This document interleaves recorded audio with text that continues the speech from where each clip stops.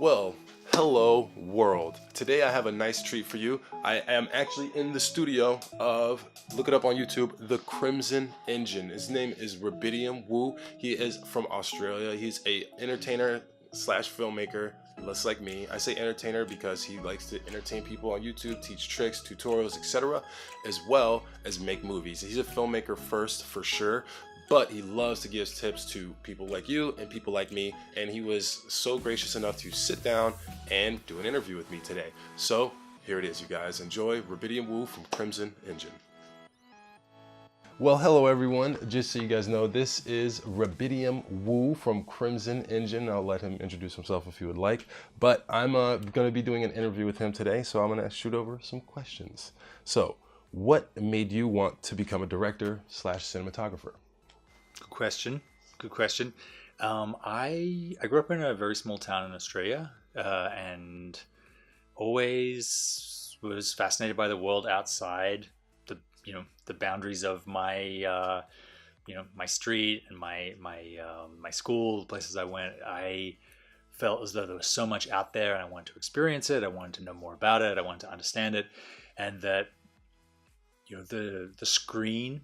When I discovered film, and there was this idea that there was a screen that this doorway you could look through to anywhere in time and space. You could look through to a different dimension and ask and answer any kind of questions about who we are, what we do, what is life, how should we live, what are humans, what is right. That really that I became instantly fascinated. And then when I learned that you can actually make those things and like comment on those things yourself, and that's a job and you get paid for it and you travel around the world with it, then I mean, it sounded too good to be true. So here I am 20 years later, living in Los Angeles, making films, living the dream. Game over. I love it. What is your favorite part in the filmmaking process? I would say there are the two, which is the first concept, when an idea hits you and you're like, that's actually kind of good. And then the last thing when you present that to an audience, and the gap between those is inevitably years. So you have to have a good enough idea to sustain you through all the way to the end. It is strange, like by the time, if you're a dedicated filmmaker, by the time you've come to that presentation, you've seen it so many times that it's almost like not ruined it for you, but you've certainly gone over every pixel so many times that you can't really be an impartial audience for it. So I think you just have to stay in love with the idea, even if you didn't express it. Maybe hopefully some of it came through, and it's wonderful to hear what people think about it. What I love about YouTube is that our churn rate is so much higher. We come up with an idea, make the video, get the feedback on it that day. Like that's unthinkable when I started making films to have something so quick.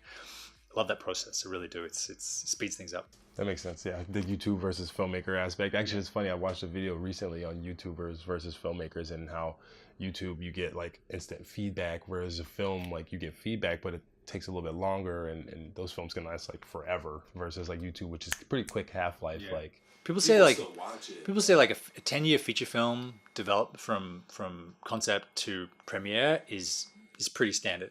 Plenty take longer than 10 years. Wow, that's actually pretty interesting. Fun fact. I like that. Don't lose hope. Don't lose hope. Don't lose hope. Okay, I still got 38. Got it. No. So what inspires you the most? Definitely, I'd say people in the natural world. Lately, very strangely, since I turned 40, the last couple of years, economics has really been fascinating. You have all these ideas, and people have all these ideas of how they want to live together, how they want the world to work, but somehow there's the invisible hand is always there of like how things actually can work. You can only give money away for so long. You can only not benefit people for so long. Economics seems really academic and sort of materialistic in a way, but it really is the down and dirty of how we live, how we put food on the table, how we put roofs over our heads, as a species. And yeah, I've become an armchair economist recently, reading lots of economic studies on things, and yeah, it seems to be a way that really affects us. Like there was, I'm gonna get all this wrong, so yeah, I was reading something about the Spartans and how Spartans went to the dominant city state in ancient Greece, and that over time their influence waned, and there was an earthquake that killed the entire Agoge. They killed like 5,000 young Spartan warriors, and there was an economic kind of people weighed in on how they were so rigid with their training, and they were so elitist and selective of who could become a Spartiate, that this 5,000 young future Spartans that died pretty much doomed their civilization. Like they could no longer, with that, with essentially like one university class dying. It was more than that, but this big chunk of future earners. So they were soldiers, but like they were the backbone of the civilization. It was pretty much just one earthquake just hit one place at one time and doomed their civilization, because they couldn't, the economics of it were, they couldn't recover from that. Economics was actually my favorite class in college. I had a professor named Professor Giles. Mm-hmm. He's an actual pastor, an actual preacher. So he was up there preaching economics for real. It's pretty interesting stuff. Yeah, I'm fascinated by UBI, Universal Basic Income. Oh yeah. Yeah, that's an idea that's really coming to fruition. We had this conversation last time about like how the income of like different ethnicities and different races, and like how everything doubles, and the next thing up they just say, what do they say? Just education, get more educated, get more frugal. Yeah, I remember Mitt Romney didn't start working till he was like 37. What? Yeah. He did like 3 degrees and so he was in college until he was like 37, supported by his family. Then he turned around and became like a multimillionaire in like 5 years because he had that much education. My first job was IHOP, for anyone who wants to know. Might be my next job. IHOP, it's not bad. So next question. Do you have a favorite lens or focal length? Do you prefer, like some people are like, oh, I like a 50 millimeter lens? I used to really love, and I have it in the lens cupboard back there, the Rokinon 85 1.5 Cine lens. Because you could put that on your full frame or crop frame camera. It has a pretty far minimum focal distance, but it's perfect just to get like a head and shoulders one shot. Like if you turn it down to maybe not 1.5, like you put it on an f2 and then just walk in to when it's in focus, you get a really great blurred background bokeh single shot. Like it's like foolproof. The reason I've stopped using it is because now I have a C200 and it doesn't have autofocus. So like, you need a focus puller with it, or you can't go closer than their minimal focal distance. So you need to sort of like wave in it. If the actor moves in or the talent moves in, you kind of need to move back with the camera. It's very much a shoulder mounted lens, but beautiful to shoot like that, on an 85. It makes the person's face look great. It was my go-to single. Yeah, it's funny. I when I first started photography, I got 2 lenses, a Yangno 50 millimeter lens, because I could not. I was like $50, done. And then I got a Yangno 85 millimeter 1.8, and I love that thing. But it had like a connection issue with my camera, so no matter what camera I put it on, it would only sometimes it wouldn't focus, and then sometimes it would focus. So it was just like really inconsistent, even though the picture is so pretty. It's I love that just separation between the background. It's awesome. Okay, next question. What is your favorite era of movies? Some people are 80s babies, some people are 90s babies, or whatever. I was born in 1978, so 70s babies. I mean that 80s, late 70s, 80s sci-fi. That's Star Wars and even Back to the Future. I've been watching them again with my nephew, and they're really wonderful.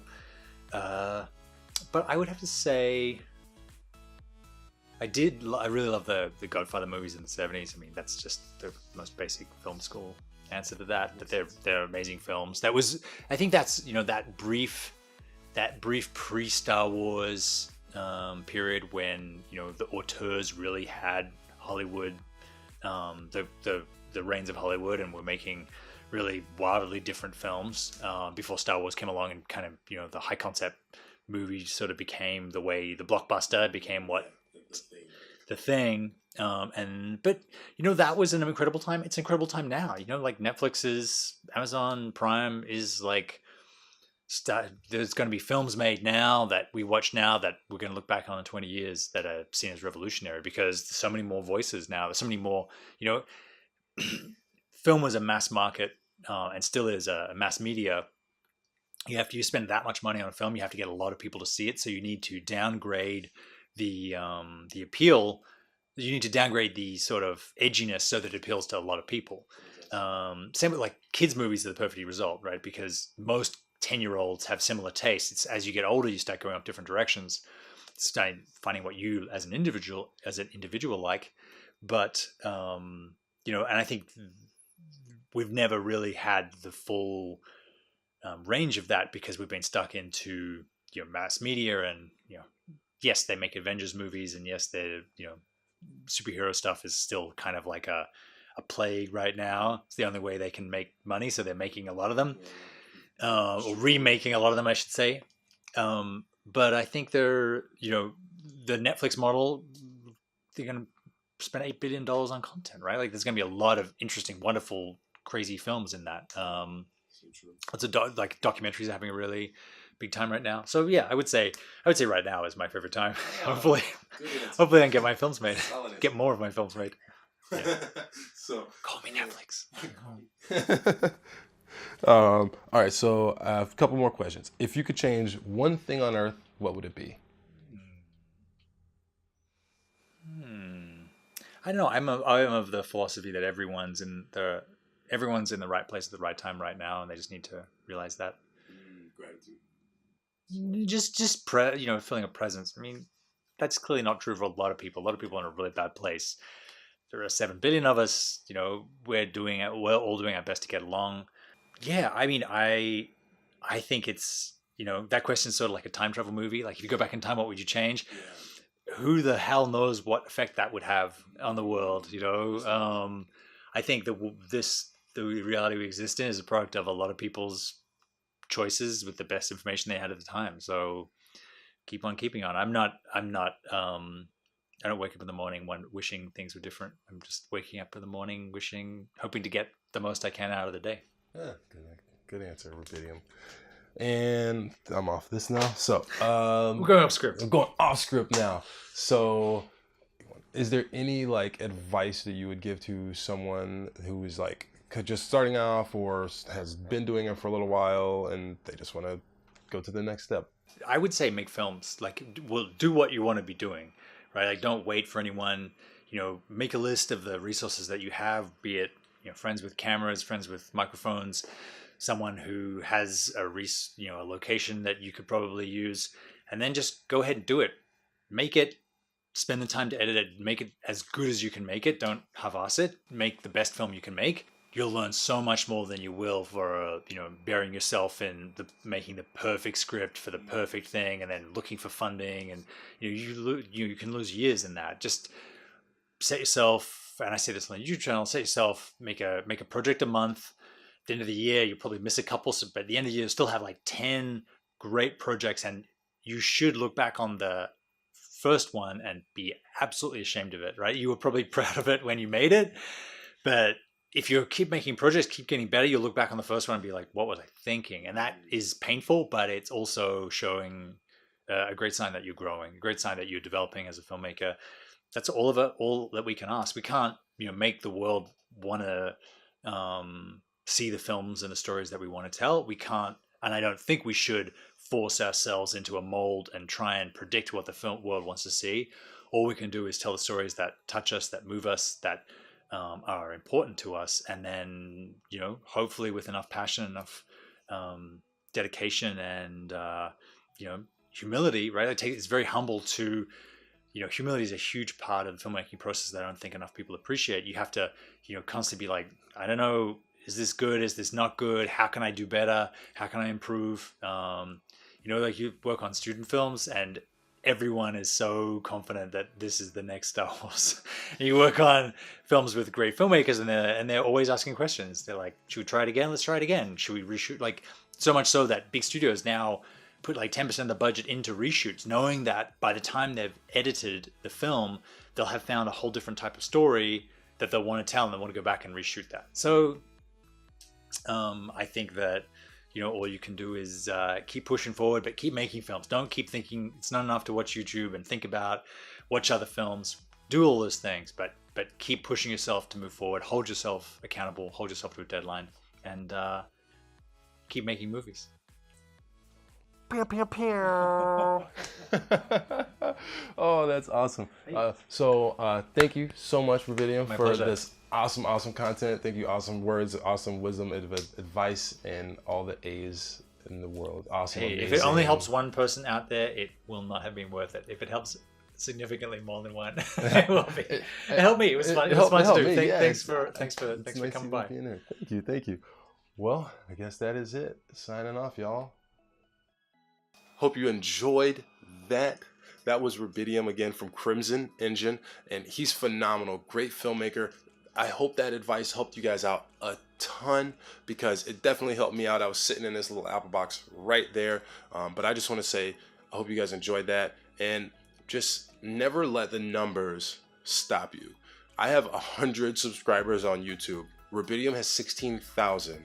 Okay, I just want to let you know that numbers don't matter. It's all about your interactions with people. Something he said stood out to me, and it was, you're in the right place right now at the right time. And it's true. And if you just are grateful for being here right now, and everyone has crappy circumstances, so that's never going to change unless you change it yourself, right? The world isn't going to go out and do these things for you. So if you want to be a filmmaker, go out and shoot, go out and create. And also just be gracious for the moment right now, because you are where you need to be at the right now, at the right moment. So just guys, I really hope you enjoyed it. Thank you so much. Go ahead and hit that like button, hit the subscribe button, and anything else, any other video suggestions you guys have, or if you want to see anyone else, you want me to try and connect with someone else, I certainly will. But I just want to say thank you guys so much for sticking around, and remember, keep on shooting, you guys. Check. Solid. Solid. The good thing for you is Canon SL2s do not have an audio meter, Oh. so I have to play it by ear. Yeah. Well, hello world. I'm getting this all set up because me and my friend Rubidium here are gonna do a little interview. That's not actually. I should do it. I always like. Oh yeah. Rubidium, it's your place anyways. You call it right in here if you like.